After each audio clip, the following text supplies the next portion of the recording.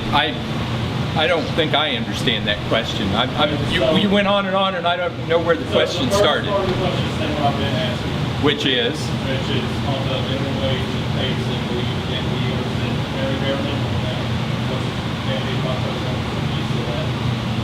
And the second part of that question is because you've got so much small business representation, obviously under the system, I want to know what they would do to provide working contracts. So one state provides public office fee, that's Montana, which basically allows a number of days which working people can take off to serve the state's local officers in Montana. Would they do something like that at the state level?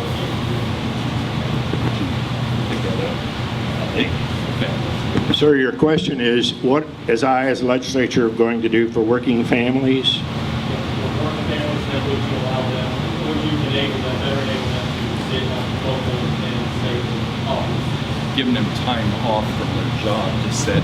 I believe the time off was a federal issue that primarily the states a lot of states don't get involved in that. There's a lot of federal laws that control that. To serve in public office, time off to serve. And it's done in Montana, they offer public office to the state and local. I'm not familiar with that.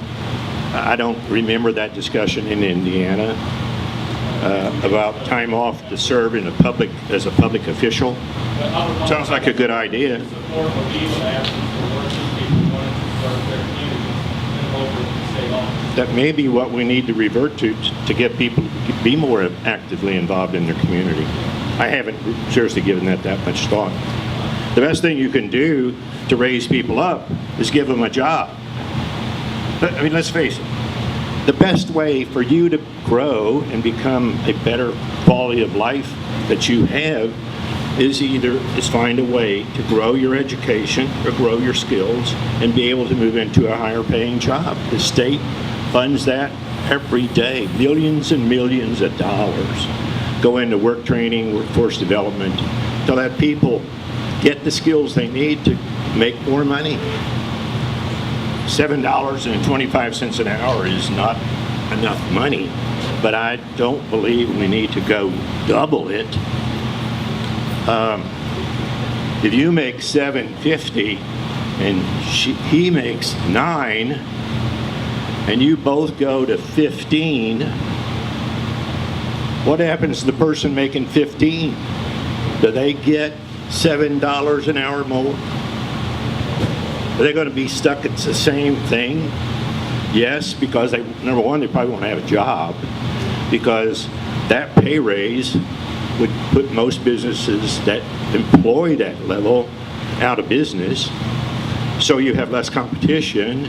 So now your prices skyrocket. So that $7.25 an hour now takes 12 just to be even, because now inflation has killed whatever you gained. Because now there are fewer businesses, there's fewer competition, and people set their prices higher. I think your question had to do with whether or not I would support paid or protected leave from work so that somebody who is a working class person is able to go serve in an elected capacity.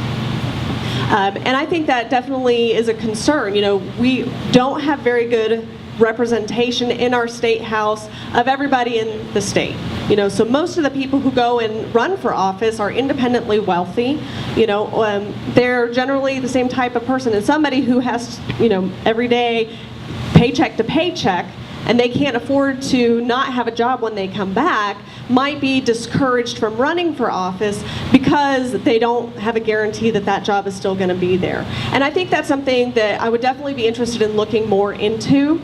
I certainly, as a business owner, have some concerns myself, like how does that operate for that employer?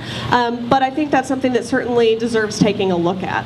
As far as other workers' rights, you know, I do support increasing our minimum wage. We have food insecurity. We have a homeless problem. There is a shortage of available housing, and I don't think that we should not raise our minimum wage because somebody who makes the same amount will feel bad.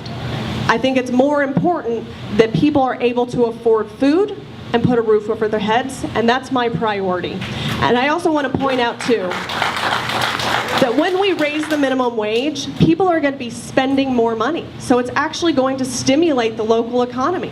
And that's why my proposal has small businesses phasing in at a slower rate so that the economy can start being stimulated by the big employers who can already afford it because they pay their CEOs plenty of money. And they don't have to make their products more expensive to be able to afford the minimum wage. They just got huge federal tax cuts. We've been cutting their taxes in Indiana. They can afford it.